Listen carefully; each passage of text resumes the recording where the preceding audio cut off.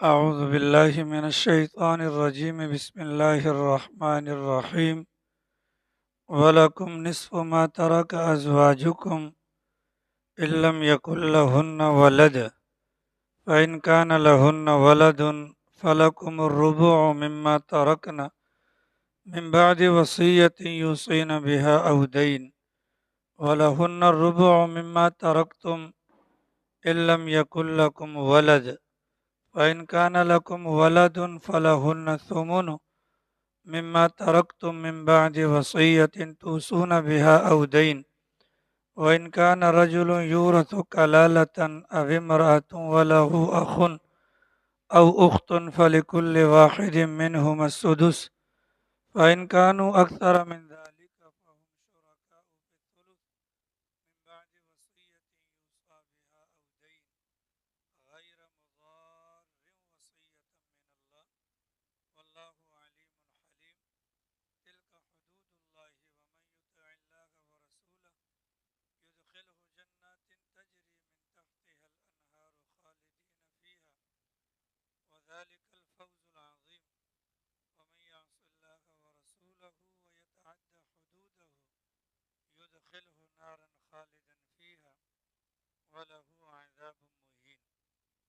مدینہ منورہ کے اندر نازل ہونے والی سورۃ النساء نامی مبارک سورت کی آیت نمبر 12، 13 اور 14 کی آپ حضرات کے سامنے تلاوت کی گئی، اور اس مبارک آیت کے اندر اللہ تعالیٰ نے میراث کے مسئلے کو بیان کیا ہے، اور ماقبل والے درس کے اندر آپ حضرات کے سامنے آیت نمبر 11 کے اندر مذکورہ مسئلے کو بیان کیا گیا کہ جاہلیت کے زمانے کا دستور تھا، مرنے والا مر جاتا، مال چھوڑ کر جاتا تو وہ مال صرف مردوں کو ملتا، عورتوں کو نہیں ملتا تھا۔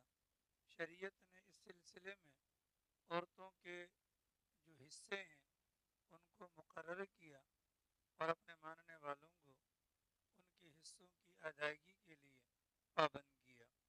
چنانچہ ماقبل والی آیت مبارکہ کے اندر اس بات کو بیان کیا گیا، اللہ تمہیں حکم دیتا ہے، تاکیدی حکم دیتا ہے، اللہ تمہیں پابند کرتا ہے اور لازماً کرنے کا حکم دیتا ہے کہ تمہاری جو اولاد میں سے لڑکے اور لڑکیاں ہیں تو جو لڑکوں کا جو حصہ ہوگا وہ ڈبل ہوگا اور جو لڑکیوں کا حصہ ہوگا وہ سنگل ہوگا۔ یعنی اگر 100 روپیہ مرنے والا چھوڑ کر مرتا ہے تو 100 روپے میں سے 50 روپیہ لڑکے کو ملے گا، اور جو باقی جو 50 روپیہ ہے وہ لڑکیوں کو ملے گا، وہ لڑکیوں کو ملے گا۔ یعنی لڑکی اگر ایک ہے اور لڑکا بھی ایک ہے تو اس 100 روپے کے 3 حصے کر لیے جائیں گے، لڑکوں کو ڈبل ملے گا 66 روپے اور لڑکیوں کو سنگل ملے گا 33 روپے۔ اس کے ضمن میں پھر یہ کہا گیا اگر کسی مرنے والے کی نرینہ اولاد ہی کوئی نہیں، اگر اس کی ایک بچی ہے، یعنی کہ مرنے والے کی اولاد میں سے اس کی صرف ایک بچی ہے، تو مرنے والے کے کل مال کا جو آدھا ہے وہ اس بچی کو دے دیا جائے گا۔ پھر فرمایا اگر نرینہ اولاد کوئی نہیں اور بچیاں ایک سے زیادہ ہیں تو کل مال کے 2/3 یعنی کہ 100 روپے کا جو مال ہے اس میں سے 66 روپیہ ان بچیوں کو دے دیا جائے گا، اور باقی جو 33 روپے ہیں وہ باقی ورثاء کو ملیں گے۔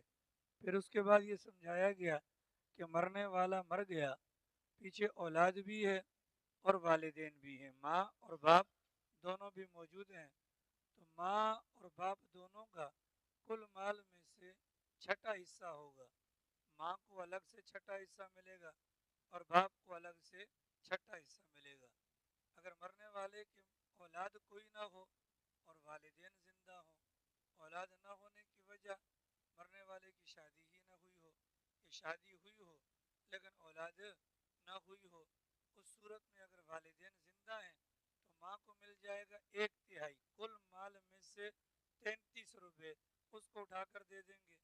باقی جو 66 روپے باقی بچیں گے وہ اٹھا کر اس کے ابا کو دے دیا جائے گا۔ اگر والدین حیات ہوں، اگر والدین زندہ ہوں اور اولاد نہ ہو، والدین زندہ ہوں اور اولاد نہ ہو، تو یہ والی صورت آ گئی کہ ماں کو 1/3 ملے گا، باقی ماندہ جو 66 روپے ہیں ابا کو مل جائیں گے. لیکن اگر مرنے والے کی اولاد نہ ہو، والدین ہوں اور بہن بھائی بھی موجود ہوں، مرنے والے کی اولاد نہ ہو، والدین ہوں اور بہن بھائی بھی موجود ہوں، تو بہن بھائیوں کے موجود ہونے کی وجہ سے ماں کا حصہ کم ہو جائے گا. پہلے ماں کو مل رہا تھا 1/3 33 روپے، اب ماں کو ملے گا 16 روپے. اب ماں کو کیا ملے گا؟ 16 روپے. لیکن چونکہ ماں باپ زندہ ہیں اور ماں باپ میت کے زیادہ قریبی ہیں بنسبت بہن بھائیوں کے، اور یہ شریعت کا حکم ہے، اگر قریب والا موجود ہو رشتہ دار یا والی وارث تو دور والے کو نہیں دیا جائے گا. اگرچہ بہن بھائی کی موجودگی کی وجہ سے ماں کا حصہ کم تو ہوا، لیکن کم ہونے کے باوجود وہ حصہ بہن بھائیوں کو ملے گا نہیں، بلکہ وہ حصہ اس مرنے والے کے ابا کو دیا جائے گا. یعنی کل مال کا 1/6 حصہ نکال کر ماں کو دے دیں گے، باقی جتنا بھی بچے گا وہ سارا کا سارا اٹھا کر باپ کو دے دیا جائے گا. گزشتہ آیات مبارکہ کا یہ خلاصہ ہے. اس کے ضمن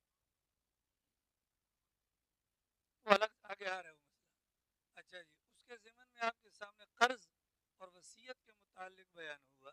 تو جو قرض کا معاملہ ہے اور جو وصیت کا معاملہ ہے، اگر ہم قرآن کریم کا مطالعہ کریں تو قرآن کریم کے اندر وصیت کا حکم پہلے ہے اور قرض کا حکم بعد میں ہے. وصیت کا حکم پہلے ہے اور قرض کا حکم بعد میں ہے. لیکن اگر ہم شریعت کا مطالعہ کریں تو جو گزشتہ کل میں نے آپ کو بتلایا تھا کہ مرنے والے کے مال میں سے سب سے پہلے اس کے کفن دفن کے لیے پیسے لینے ہیں اور دوسرے نمبر پر اس کی قرض کی ادائیگی کے لیے پیسے اٹھانے ہیں. تو شریعت مطہرہ کا مطالعہ ہمیں بتلاتا ہے کہ مرنے والے کے مال میں سے پہلے قرض ادا کرنا ہے، پھر وصیت کو پورا کرنا ہے. اور قرآن کریم کے اندر جو الفاظ ہیں ان الفاظ کے اندر پہلے وصیت ہے اور اس کے بعد قرض ہے. اس کی بنیادی وجہ یہ ہے کہ قرض کا معاملہ بندوں کا ہوتا ہے، قرض کا معاملہ بندوں کا ہوتا ہے اور بندے مطالبہ کرنے والے موجود ہوتے ہیں، اور وصیت کا معاملہ ہی اللہ کا ہوتا ہے. وصیت کا مطالبہ کرنے والا موجود نہیں. ایک بندہ وصیت کرتا ہے کہ میرے مرنے کے بعد میرے مال میں سے فلاں جگہ پر کسی بیوہ کے گھر پر راشن ڈال دیا جائے. یہ جو وصیت کرنے والا وصیت کر رہا ہے یہ اللہ کے لیے کر رہا ہے. اس کے ان الفاظ کی ادائیگی پر اس کے مال میں وصیت کے لیے شریعت نے حکم لگا دیا. اب یہ وصیت پوری کرنی ہے، لیکن اس وصیت کا مطالبہ کرنے والا وہ اللہ کی ذات ہے. وہ کون ہے؟ اور اللہ کی ذات مطالبہ کرنے والی ہے، لیکن فی الوقت اللہ کی ذات مطالبہ نہیں کر رہی. اللہ کی ذات یہ کہتی ہے کہ فی الوقت بندوں کے حقوق ادا کر دیے جائیں، لہذا قرض کو پہلے نکالا جائے گا اور وصیت کو بعد میں معاملات کو حل کیا جائے گا. یہ گزشتہ کل والے معاملات کے اندر یا آیت مبارکہ کے اندر موجودہ مسائل کو بیان کیا گیا. اس کے ضمن میں ایک بات رہ گئی تھی، وہ بھی ذرا سن لیں. یہ جو وصیت ہوتی ہے نا، وصیت کرنا، وصیت کی دو قسمیں ہیں. یہ جو وصیت ہوتی ہے، وصیت کرنا، وصیت کی دو قسمیں ہیں. وصیت کی پہلی قسم ہے فرض اور وصیت کی دوسری قسم ہے مستحب. وصیت کی پہلی قسم ہے فرض اور وصیت کی دوسری قسم ہے مستحب. فرض کا مطلب کیا ہوا؟ اگر کسی بندے کا اگر کسی کے ساتھ قرض کا معاملہ ہے، بھلے وہ لینے کا ہو بھلے وہ دینے کا ہو، ٹھیک ہے، اس بندے کے ذمہ فرض ہے کہ وہ مرنے سے پہلے پہلے وصیت کر کے مرے کہ میں نے فلاں کو اتنے دینے ہیں اور فلاں سے میں نے اتنے لینے ہیں. اس لیے کہ یہ جو مال ہے نا، یہ جو اس کے پاس مال ہے، یہ مال اس کا نہیں ہے، یہ مال اس کے وارثوں کا ہے. یہ مال کس کا ہے؟ اس کے وارثوں کا ہے. اب اس مال کے متعلق اگر یہ وصیت نہیں کرتا، اگر یہ وصیت نہیں کرتا تو نتیجہ کیا ہوگا؟ وارثوں کا نقصان ہوگا. اس نے کسی بندے سے 100 روپیہ لینا ہے، اس 100 روپے کے اندر تمام ورثاء کا حق ہے، اور وہ حق تب ثابت ہوگا جب یہ اس بات کو بتلا کر جائے گا کہ فلاں سے میں نے 100 روپیہ لینا ہے، لہذا یہ وصیت کرنا فرض ہے. اسی طریقے سے اگر کسی بندے کی نمازیں چھوٹ گئیں تو وصیت کرنا فرض ہے کہ میرے ذمے میں اتنی نمازیں رہ گئی ہیں، میرے ذمے میں اتنی نمازیں رہ گئی ہیں. کہ سامنے جو 50C کے اندر مدنی مسجد ہے دیکھی ہوگی نا، اسی لائن میں سیدھے جائیں، آگے مدنی مسجد آتی ہے، قاری مہتاب عالم جلال پوری صاحب، ان کے والد صاحب تھے مولانا عبد القادر صاحب، لگ بھگ کوئی 76 سال کی عمر میں انتقال ہوا. انہوں نے وصیت کی تھی کہ بیماری کے ایام کے اندر مجھ سے 76 نمازیں رہ گئی تھی. کتنی؟ 76 نمازیں رہ گئی تھی. تو یہ وصیت کرنا فرض ہے ہر بندے کے لیے کہ وہ بتلائے. جب وہ وصیت کرے گا تو پھر کیا کیا جائے گا؟ بعد والے اس کی جگہ نمازیں پڑھ لیں تو نہیں ہو سکتا. تو بعد والے اس کے مال میں سے اس کی نمازوں کا فدیہ ادا کریں گے، تب کہیں جا کر اس کی جان چھوٹ جائے گی. ٹھیک ہے، کسی بندے کے روزے چھوٹ گئے ہیں تو وصیت کرے میرے اتنے روزے چھوٹ چکے ہیں. تو یہ جو فرائض کی ادائیگی میں کوتاہی ہوئی اس کے بارے میں وصیت کرنا فرض ہے. اور ایک ہوتا ہے وصیت کرنا مستحب. وصیت مستحب کیا ہے؟ کہ مطلب ہمارے ذمے میں نہیں ہے کوئی لازم فرض کہ ہم کسی بیوہ کی مدد کریں، ہم کسی یتیم کی امداد کریں، ہم کسی مسکین کے ساتھ امداد کریں، لیکن ہمارا دل کرتا ہے کہ میرے مرنے کے بعد میرے مال سے اس کے گھر کا چولہا جل جائے. تو یہ جو وصیت کی جاتی ہے یہ وصیت مستحب ہوتی ہے. کر لیں تو بہتر ہے، کر لیں تو بہتر ہے، اور اگر نہ کریں تو پھر کوئی گناہ وغیرہ نہیں ہے. حضرت علی کی روایت میں آتا ہے، یا غالباً سرکار نے فرمایا تھا ایک موقع پر کہ تمہارے لیے تو اللہ تعالیٰ نے تم پر مہربانی کا معاملہ کیا کہ وصیت کا دروازہ کھول دیا. اس وصیت کے ذریعے سے اپنے مال کے بارے میں تم کہہ کر بتلا کر اپنی آخرت کے لیے سامان تیار کر سکتے ہو. اتنی بات واضح ہو گئی جی. اگلی بات یوں سمجھیے جناب، یہ جو ہمارے پاس مال ہے نا، مال، اس مال کو اپنے دماغ میں رکھیں، پھر قرآن کا مطالعہ کریں تو ہمیں پتہ چلتا ہے ہمارے مال میں سے جس کے ہم مالک ہیں، ہمارے مال میں سے جس کے ہم مالک ہیں، اس میں سے ہمارا کتنا حصہ بنتا ہے؟ تو کچھ بھی نہیں بنتا. صرف اور صرف کفن کے پیسے اٹھانے پڑیں گے، نہلانے کے لیے اٹھانے پڑیں گے، قبر کی کھدائی کے لیے. باقی مال کس کا ہے؟ سارا کا سارا ورثاء کا ہے. سرکار دو عالم صلی اللہ علیہ وسلم کا فرمان ہے، ہاں بھائی تم میں سے کوئی ایسا بندہ ہے جو اپنے مال سے زیادہ اپنے وارث کے مال سے محبت کرے؟ سرکار نے فرمایا سرکار ایسا تو کوئی بھی نہیں. اللہ کے نبی علیہ السلام نے فرمایا تم سارے کے سارے اس کے اندر شریک ہو، اس لیے کہ جو مال تمہارے پاس ہے وہ مال تمہارا نہیں. تمہارا مال تو وہی ہے جو کھا لیا، وہی ہے جو پہن لیا، اور وہی ہے جو تم نے آخرت کے لیے ذخیرہ کر لیا. باقی جو مال جتنا بھی ہے وہ کس کا ہے؟ وہ ورثاء کا ہے. اتنی بات واضح ہو گئی. آیت نمبر 12 کے اندر اب بیویوں کے معاملات کو بیان کیا جائے گا. عورت ذات ہے، عورت ذات کا ہو گیا انتقال، عورت ذات ہے، عورت ذات کا ہو گیا انتقال.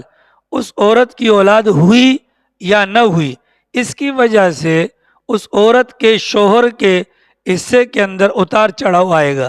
عورت ہے، مر گئی، مال چھوڑ کر مر گئی، اس کی اولاد کو چیک کیا جائے گا، بھلے یہ والا شوہر ہو یا اس سے پہلے والا شوہر ہو. پہلے کسی اور کے نکاح میں تھی، وہاں سے بیوہ ہو کر آ گئی یا وہاں سے مطلقہ ہو کر آ گئی، اس سے کوئی سروکار نہیں. جس مرد کے نکاح میں تھی اور انتقال ہوا، اس عورت کو چیک کیا جائے گا اس شوہر کے پاس رہتے ہوئے یا پچھلے شوہر کے پاس رہتے ہوئے اس کی اولاد تھی یا نہیں تھی. اگر پچھلے والے شوہروں کے پاس بھی اور اس شوہر کے پاس بھی رہتے ہوئے اس کی اولاد نہیں ہوئی تو یہ مرنے والی بیوی کا جتنا بھی مال ہوگا اس میں سے آدھا اٹھا کر اس کے شوہر کو دے دیا جائے گا. ٹھیک ہے جی. اگر عورت کی اولاد نہ ہو، کسی شوہر کے نکاح میں رہتے ہوئے مر جائے اور اس کی اولاد نہ ہونے کی وجہ سے کل مال چھوڑا ہے، آدھا اٹھا کر شوہر کو دے دیں گے، آدھا اٹھا کر شوہر کو دے دیں گے. نمبر 1. نمبر 2، اس عورت کی اولاد ہو، بھلے اس شوہر سے ہو، بھلے پچھلے شوہر سے ہو، کسی سے بھی ہو، اولاد ہو. اولاد ہونے کی صورت میں اس کا جو کل مال ہے، کل مال کے 4 حصے کریں گے، کل مال کے 4 حصے کریں گے. مطلب اگر 100 روپے چھوڑ کر مری ہے تو 25 روپے اٹھا کر اس کے شوہر کو دے دیے جائیں گے. آگے سمجھ. اگر اولاد نہیں ہے اور 100 روپے چھوڑ کر مری، آدھا یعنی 50 روپے شوہر کو مل جائیں گے۔ اگر اولاد ہے بھلے اس سے ہو یا پیچھے سے اولاد لے کر آئی ہو، اس صورت میں 100 میں سے 25 روپے اٹھا کر شوہر کو دے دیے جائیں گے، ٹھیک ہے۔ لیکن شرائط وہی ہیں، اس عورت نے کوئی وصیت تو نہیں کی، اس کو بھی چیک کرنا ہے۔ مطلب اس عورت کے کل مال میں سے اس کے کفن کے کپڑے، غسل کے لیے انتظام، قبر کے لیے انتظام پہلے کرنا ہے۔ نمبر 2، اس کے قرضے کو ادا کرنا ہے۔ نمبر 3، اس نے جو وصیت کی ہے تو وصیت کو کل مال کے 1/3 کے اندر نافذ کرنے کے بعد جو مال بچا ہے، اگر اولاد کوئی نہیں، آدھا اٹھا کر مرد کو، شوہر کو دے دیں گے، اور اگر اولاد ہے تو 25 روپے اٹھا کر، یعنی 100 کا 1/4 حصہ اٹھا کر ہم شوہر کو دے دیں گے۔ اتنی بات واضح ہوگی جی؟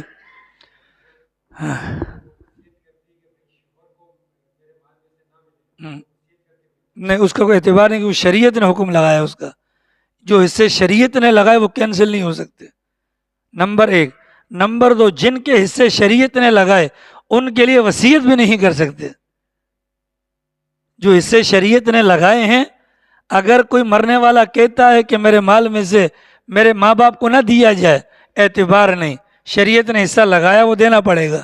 اور اگر کوئی کہتا ہے کہ میرے مال میں سے 1/3 مال اٹھا کر میرے ابا کو دیا جائے، تو اس کی وصیت کا اعتبار نہیں، کیونکہ سرکار کا فرمان ہے جو وارث ہوگا اس کے لیے وصیت جائز نہیں ہوگی۔ اتنی بات واضح ہوگی جی؟ اگر شوہر مر جائے اور بیگم زندہ ہو، پچھلی والی جو حکم تھا اس میں بیوی مر جائے اور شوہر زندہ ہو، اور یہ والا جو حکم ہے شوہر مر جائے بیوی زندہ ہو۔ اب شوہر کے چھوڑے ہوئے مال میں سے ماں باپ اولاد کا معاملہ پیچھے بیان ہو چکا، اس کی بیگمات کا کیا کریں گے؟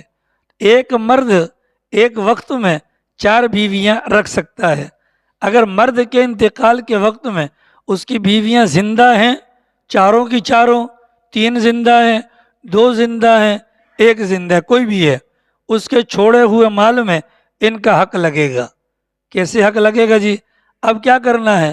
اب دیکھا جائے گا شوہر صاحب کو، شوہر صاحب صاحب اولاد ہیں یا نہیں ہیں، شوہر صاحب صاحب اولاد ہیں یا نہیں ہیں۔ اگر شوہر کی اولاد کوئی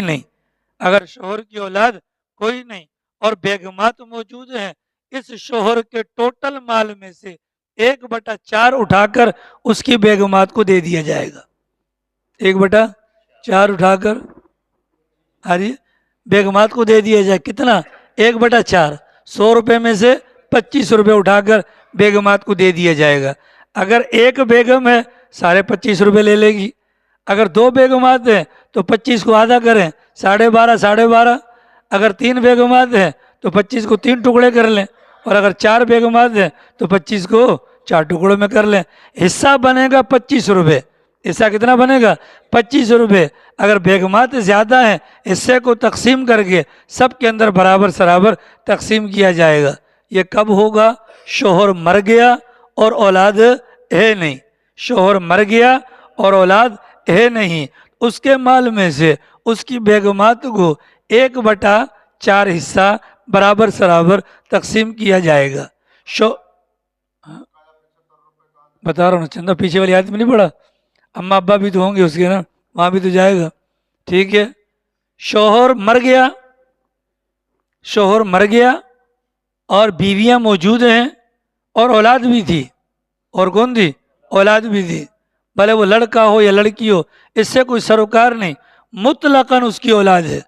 بھلے جس وقت شوہر مرا اس کے نکاح میں جو بیگم موجود ہے، بھلے اس کی موجودہ اولاد اس بیگم سے نہ ہو، پہلے والی بیگم سے ہو، اور اس کا بھی انتقال ہو چکا ہو، لیکن مرنے والے کی اگر اولاد ہے تو مرنے والے کی اولاد کی موجودگی کی وجہ سے اس کی بیگمات کو 1/8 حصہ ملے گا۔ کتنا ملے گا؟ 1/8، 8واں حصہ ملے گا۔ کتنا ملے گا؟ 8واں حصہ ملے گا۔ ایک بیگم ہے، ٹوٹل 8واں رکھ لے، 100 روپے کے میں سے 12 روپے بنتے ہیں، 100 روپے 12.5، 100 روپے میں سے 12.5 روپے لے لے۔ اگر 1 یا 2 ہیں تو 12.5 کو آدھا کر لیں، اور اگر 3 ہیں اس کو پھر تک 3 حصوں میں، اور 4 ہیں تو 4 حصوں میں تقسیم کر لیں۔ اگر اولاد ہے تو اولاد ہونے کی صورت میں یہ جو خواتین ہیں ان کا حصہ کم ہو جائے گا، ٹھیک ہے۔ لیکن پھر وہی شرطیں آ گئی کہ مرنے والے کے یہ جو حصے لگائے جائیں گے، بیگمات کو جو دیے جائیں گے، وہ کب دیے جائیں گے؟ پہلے کفن کا انتظام، دفن کا انتظام، قرضے کے معاملات، وصیت کا نفاذ، اس کے بعد جو باقی بچے گا وہ سارے کے سارے دے دیے جائیں گے، ٹھیک ہے۔ اب سائیں 100 روپے چھوڑا ہے، اب کتنا چھوڑا ہے؟ 100 روپے چھوڑا ہے، تو 8واں حصہ دے دیں کس کو؟ ان کو دے دیں، باقی بچ گئے کتنے؟ 87.5 روپے، باقی کتنے بچ گئے؟ 87.5 روپے۔ ماں باپ بھی زندہ ہیں، ہر ایک کو چھٹا چھٹا ملنا ہے، 16 32 روپے مزید نکال دیں، 32 روپے مزید نکال دیں، باقی کتنے بچ جائیں گے؟ ہاں یہ ایسے کچھ بچے گا میرا خیال ہے، 16 روپے نکلیں گے نا، 16 دونوں کے 32 ہو گئے، ٹھیک ہے۔ اماں کو مل گیا 16 روپے، ابا کو مل گئے 16 روپے، اور 12.5 روپے کس کو مل گئے؟ بیگمات کو مل گئے۔ باقی جو بچ گیا، اب آ گئی اولاد، اب کیا آ گئی؟ اولاد آ گئی نا، اولاد آ گئی۔ مثال کے طور پر ایک لڑکا ہے اور ایک لڑکی ہے، تو باقی ماندہ کے 3 حصے کر لیں گے، ٹھیک ہے، باقی ماندہ کے 3 حصے کر لیں گے۔ مثلا 50 روپے باقی بچا ہے، اس کو 3 حصوں میں تقسیم کریں تو کتنے بنتے ہیں؟ 56 روپے بچے، 56 کو 3 حصوں میں تقسیم کریں۔ میں تو اسکول کے قریب سے بھی نہیں لنگا۔ ہاں ہاں 18 روپے مثال کے طور پہ، 34 لڑکے کو مل جائیں گے، اور باقی ماندہ جو ہے وہ لڑکی کو مل جائیں گے، ٹھیک ہے۔ لڑکا ایک ہے، لڑکی ایک ہے، کل حصے لگیں گے 3، کل حصے لگیں گے 3، ٹھیک ہے۔ ایک کا حصہ کتنا بنا؟ 18 روپے، دوسرے کا کتنا بنا؟ 18 روپے، تیسرے کا کتنا بنا؟ 18 روپے۔ 18 لڑکے کو دے دیا، سنگل ہو گیا، پھر 18 لڑکے کو دے دیا، ڈبل ہو گیا، پھر 18 اٹھا کر لڑکی کو دے دیا۔ یہ مطلب ہے کہ لڑکے کو لڑکی کے مقابلے میں ڈبل ملتا ہے۔ اب حل ہو گیا جی، 100 روپے میں اتنا ہی ہوتا ہے، باقی غریب کی جان لو گے کیا؟ ہاں ٹھیک ہے، اتنی بات واضح ہو گئی جی۔ یہ تو وہ والے معاملات تھے کہ جس میں دائیں بائیں آگے پیچھے کچھ نہ کچھ ہے۔ لیکن اگر معاملہ یہ ہوا، ایک بندے کا انتقال ہوا، ایک بندے کا انتقال ہوا، بابا جی سمجھ میں آ رہی ہے؟ وہ پیچھے والے بابا جی سمجھ میں آ رہی ہے؟ بڑے مشکل مسائل ہے نا، پسینہ نکال دیا میرا بھی اس نے، ٹھیک ہے۔ ایک بندے کا انتقال ہوا، نہ اس کے ماں باپ زندہ ہیں، لو بھائی، نہ دادا دادی زندہ ہے، ہاں، نہ اس کی بیوی ہے، نہ اس کے بچے، کچھ بھی نہیں ہے، آگے پیچھے سے بالکل کوڑا ہے، نہ اصول ہیں نہ فروع ہیں۔ البتہ اس کے بہن بھائی موجود ہیں، البتہ اس کے بہن بھائی موجود ہیں، تو جس کے ماں باپ دادا دادی اوپر تک کوئی نہ ہو، بیٹا بیٹی پوتا پوتی نواسا نواسی نیچے تک کچھ نہ ہو، اس صورت میں مال اگر وہ چھوڑ کر مرا ہے تو دیکھیں کوئی ہے کہ نہیں ہے۔ اب یہ جو بہن بھائی ہوتے ہیں یہ 3 طرح کے ہوتے ہیں، ایک ہوتے ہیں ماں باپ شریک، ان کو حقیقی بھائی کہا جاتا ہے، حقیقی بہن بھائی۔ ماں باپ شریک، ان کو حقیقی بہن بھائی کہا جاتا ہے۔ ایک ہوتے ہیں صرف ماں شریک، اور ایک ہوتے ہیں صرف باپ شریک، یہ تینوں بہن بھائی ہوتے ہیں، ٹھیک ہے۔ اگر ایک بندہ ہے کہ جس کے نہ ماں باپ ہیں نہ ہی اس کی بیوی بچے ہیں، ٹھیک ہے، بھلے وہ مرد ہو یا عورت ہو، اور اس کے بھائی بہن ہیں، لیکن بھائی بہن کون سے؟ حقیقی والے نہیں، باپ شریک نہیں، بلکہ ماں شریک، بلکہ کون؟ ماں شریک، صرف ایک ماں شریک بھائی ہے، ایک ماں شریک بہن ہے، ایک ماں شریک بھائی ہے، ایک ماں شریک بہن ہے، اس مرنے والے کے مال میں سے چھٹا حصہ اٹھا کر اس کو دے دیا جائے گا۔ موٹی بات ہے نہیں؟ اگر ایک ہے تو بھائی کو، اور اگر بہن ہے اس کو بھی دے دیجیے گا۔ ایک ہے، صرف ایک ہے، ایک ہے، ہر ایک کو چھٹا حصہ دیں گے، جیسے ماں باپ کو دیتے تھے نا، بہن ہو، ہر ایک کو چھٹا حصہ دے دیں گے۔ ہاں یہ بتا رہا ہوں، ایک بھائی ایک بہن نا، چھٹا حصہ دیں گے، مطلب چھٹا یہ نہیں، بلکہ چھٹا ٹوٹل ملا کر چھٹا، اس کو دونوں میں تقسیم کریں گے۔ اگر مرنے والے کے ماں شریک بہن بھائی ایک سے زیادہ ہوں، یعنی کہ ایک بھائی ہے اور بہنیں زیادہ ہیں، یا بہت سارے بھائی ہیں اور بہت ساری بہنیں ہیں، تو مرنے والے کے کل مال میں سے 1/3 یعنی 1/3 اٹھا کر ان لوگوں کو دے دیا جائے گا، اور باقی جو 2 ثلث ہے وہ بیت المال میں لے جا کر جمع کروا دیا جائے گا۔ حل ہوا؟ مشکل ہے؟ ہاں ہاں، کرتا کوئی بھی نہیں، لیکن بہرحال قرآن کا حکم تو ہے۔ حل ہوا؟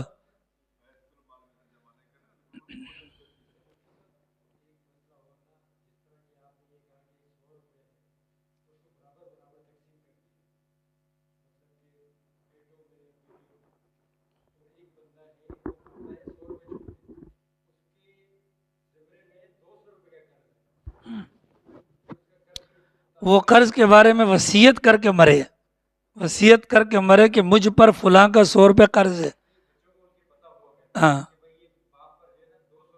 قرض ہے، یہ 100 روپے پورا کا پورا قرض میں جائے گا۔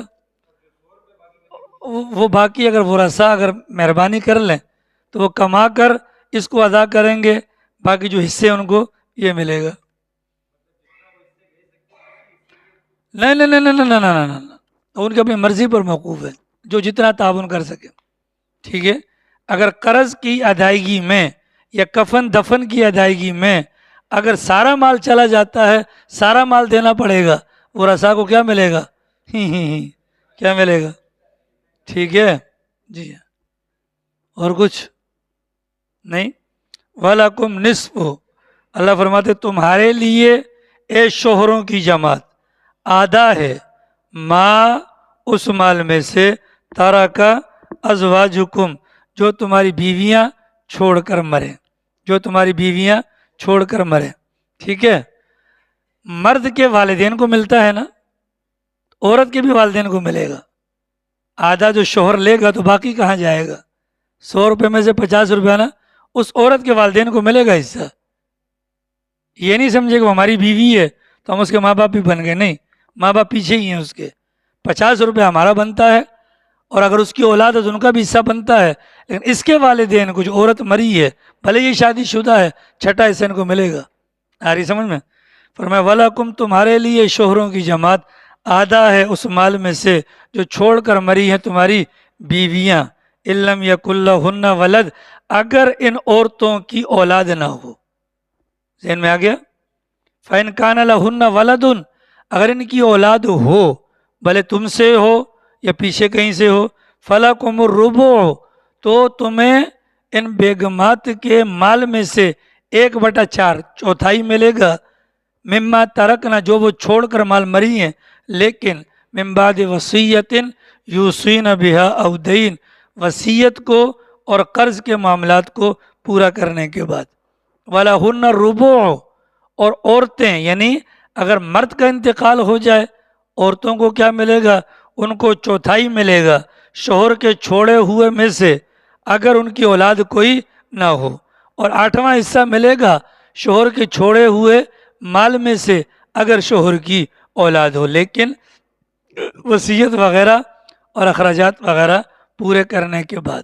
وَإِنْ كَانَ رَجُلٌ يُورَثُ كَلَالَةً ایسا بندہ ہو کہ جو وارث اس کا کلالہ ہو، ایسا آدمی ہو کہ جو کلالہ ہو مطلب اوپر نیچے کچھ بھی نہ ہو، اوپر نیچے کچھ بھی نہ ہو، بھلے وہ مرد ہو یا عورت ہو، ماں باپ بھی نہیں ہے، نیچے بیٹا بیٹی وغیرہ بھی نہیں ہے، البتہ اس کا ایک بھائی ہے اور ایک بہن ہے جو ماں شریک ہے، ٹھیک ہے۔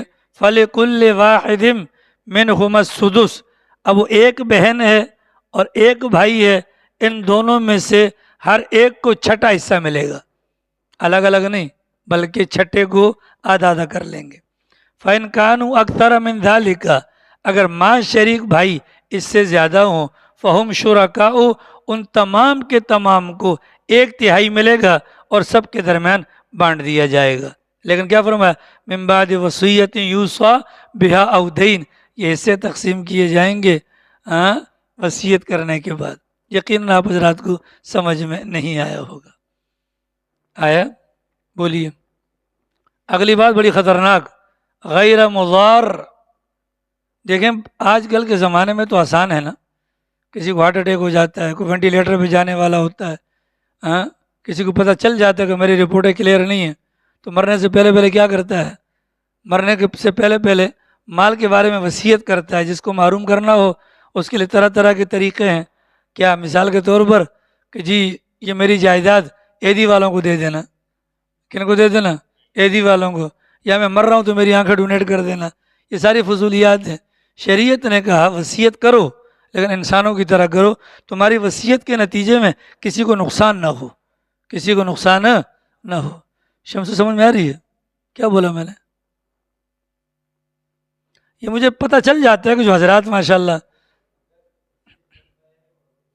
وصیت کے وجہ سے، وصیت کی وجہ سے اگر ورثاء کو نقصان پہنچتا ہے، شریعت منع کی مردہ کرتے، بالکل 110% ہو گیا۔ وصیت من اللہ، یہ ساری باتیں اللہ تعالیٰ کی طرف سے ہیں۔ واللہ علیم، اللہ جانتا بھی ہے، حلیم اور بردبار بھی ہے کہ تم اللہ کے احکامات پر پورا نہیں اترتے لیکن اللہ فوری پکڑ نہیں کرتا۔ تل کا حدود اللہ، یہ جو وراثت کے احکامات ہیں یہ اللہ کی حدود ہیں۔ ومن یطع اللہ ورسولہ، جو اللہ تعالیٰ کی اور اس کے رسول کی اطاعت کرے گا ان احکامات کی تکمیل کے اندر، یدخلہ، اللہ کی ذات اس کو داخل کریں گی ایسے باغات کے اندر جن کے نیچے نہریں بہتی ہوں گی، اس میں ہمیشہ ہمیشہ رہیں گے۔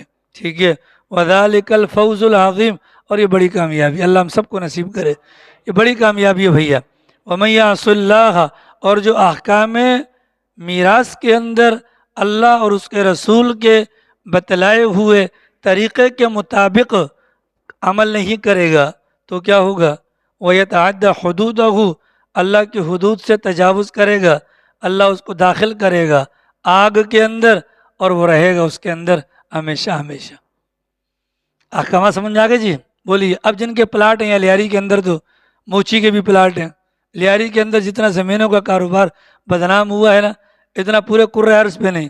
یا موچی یا گھانٹ رہا ہوتا ہے، وہ بھی جو ہے نا فائلیں لگوا رہا ہوتا ہے، ٹھیک ہے، عزت داروں کو تو چھوڑو، سارے کر رہے ہوتے ہیں۔ اب سوال یہ پراپرٹیاں جو بنائی ہوئی ہیں، یہ پراپرٹی ہماری تو نہیں ہے، یہ تو کنفرم ہو گیا، نہیں یہ ہماری تو نہیں ہے نا، کیونکہ ہم جتنا بڑے سے بڑا پلاٹ پوری کی پوری پٹیاں لے لیں، چائنا پٹیاں لے لیں، گراؤنڈوں کو کاٹ لیں، یا 16 فٹ کی جو گٹر کی نالی ہے اس کے اوپر فائل لگا لیں، ہمیں تو نہیں ملے گا۔ ایک کس کا ہے؟ یہ وارثوں کا ہے۔ اگلا سوال یہ ہے، ہمارے پاس کوئی ڈیٹا ہے؟ ہمارے پاس کوئی ڈیٹا ہے کہ جس سے ہمارے بعد والوں کو پتہ چلے یہ ابا کا اپنا ہے، یہ ابا نے ڈبلنگ کی تھی، یہ ابا نے حرام کا کمایا تھا، ابا نے اس کو دینے ہیں، اس سے لینے ہیں، کچھ پتہ ہے؟ اگر نہیں پتہ، اللہ کی قسم قرآن و سنت کا مطالعہ بتلاتا ہے ایسے بندے کا بہت برا انجام ہوگا۔ وراثت تو لیاری میں تقسیم نہیں ہوتی۔ آج تک میں نے یہ تو سنا ہے، آج تک میں نے یہ تو سنا ہے کہ قبر پر کھڑے ہو کر کہتے ہیں انشاءاللہ مرحوم کے رسم قل ادا کی جائے گی۔ کبھی نہیں کہا کہ حضرت آئیے نا ذرا بیٹا ذرا مال کی وراثت کو تقسیم کرتے ہیں، کبھی نہیں سنا۔ آ رہی سمجھ میں؟ اور اس کی سزا کون بھگت رہا ہے؟ وہ مرنے والا جو ساری زندگی کتے کی طرح ہانپتا رہا، پلاٹ جمع کرتا رہا، پیسے وہ بٹورتا رہا، اور پیچھے والے بعد میں وہ کر رہے ہوتے۔ آ رہی ہے؟ عورتوں کا انتقال ہو جاتا ہے، اب ظاہر عورت ذات ہے، زیورات تو ہیں، عورت ذات ہے، زیورات ہیں، عورت ذات اس کے کپڑے ہیں، تو اس کی بیٹیاں کیا کرتی ہیں؟ خود بخود بانٹ لیتی ہیں۔ میری ساس کے انتقال پر خود بخود منصفانہ تقسیم کر دیجیے، یہ جوڑا آپ لے لیں، یا آپ نمازی جوڑا آپ لے لیں، وہ ساری چیزیں بانٹ دی۔ بھائی کیوں بانٹ رہے ہو اللہ کے بندو؟ ٹھیک ہے، اگر مرد کے حصے لگتے ہیں عورت کے نہیں لگیں گے؟ بولیے، عورت کے لگیں گے نہیں لگیں گے؟ یہ ضروری ہے۔ رسول اکرم صلی اللہ علیہ وسلم جنازے پر یہ سوال کرتے تھے، ہاں بھائی کوئی قرض ورض ہے؟ اگر بتلاتے قرض ہے، سرکار پوچھتے کچھ مال چھوڑا ہے؟ اگر بتلاتے نہیں چھوڑا، سرکار چادر اٹھا کر کندھے پہ رکھتے، فرماتے اپنے بھائی پر نماز جنازہ پڑھ لو، میں اس کا جنازہ نہیں پڑھوں گا۔ آ رہی سمجھ میں؟ یہ باتیں جا کر گھر والوں کو بتلائیں، نہ چھپائیں۔ جائیداد اپنی اولاد کو تو بتلائیں کم سے کم، اس کو تو پتہ ہو۔ ابھی ہمارے شبیر بھائی ہیں، یہ سامنے بیٹھے ہیں، ان کے والد صاحب کا انتقال ہوا، اربوں خربوں کی جائیداد ہے، لیکن کوئی ڈیٹا ہے نہیں، کس کو کتنا دینا ہے کچھ پتہ نہیں۔ تو یہ معاملات ہمارے ساتھ بھی تو ہو سکتے ہیں. یہ تو اللہ کا شکر ہے، اللہ نے مرنے سے پہلے پہلے ہمیں یہ بتلا دیا کہ ہمارا مال ہمارا نہیں، وارثوں کا ہے، تو وارثوں کو بتاؤ تو صحیح. ہم نے بینک والوں کو بتلایا ہے. عام طور پہ بینک میں اکاؤنٹ کھلوانے کے لیے جاتے ہیں نا، تو وہاں پر ایک دوسرے بندے کا نام لکھواتے ہیں. اگر آپ سے رابطہ نہ ہو تو کس سے کیا جائے؟ تو وہ بھی بڑے چالاک ہیں، ہماری نفسیات سے واقف ہیں، تو وہاں پر اپنی بیگم کا نام لکھواتے ہیں، ماں باپ کا نہیں. ہاں، اور ظاہر ہے کہ بیگم کا جب نام لکھوایا تو بیگم ہمارے ماں باپ کو دے گی. یہاں پر لیاری میں ایک بہت بڑا آدمی ہے، ایک دن مجھے کہنے لگا میں نے ساری پراپرٹی اپنے بیوی کے نام پر کر رکھی ہے. گویا کہ ظاہر ہے کہ اس کی بیوی اس کے ماں باپ کو دے گی؟ نہیں دے گی نا بھیا. تو یہ احکام میراث ہیں، ان کو سمجھنا بے حد ضروری ہے. ان کے خلاف کرے گا وہ جہنم میں جائے گا اور اس کو ذلت والا عذاب دیا جائے گا. اللہ تعالیٰ توفیق عمل نصیب فرمائے.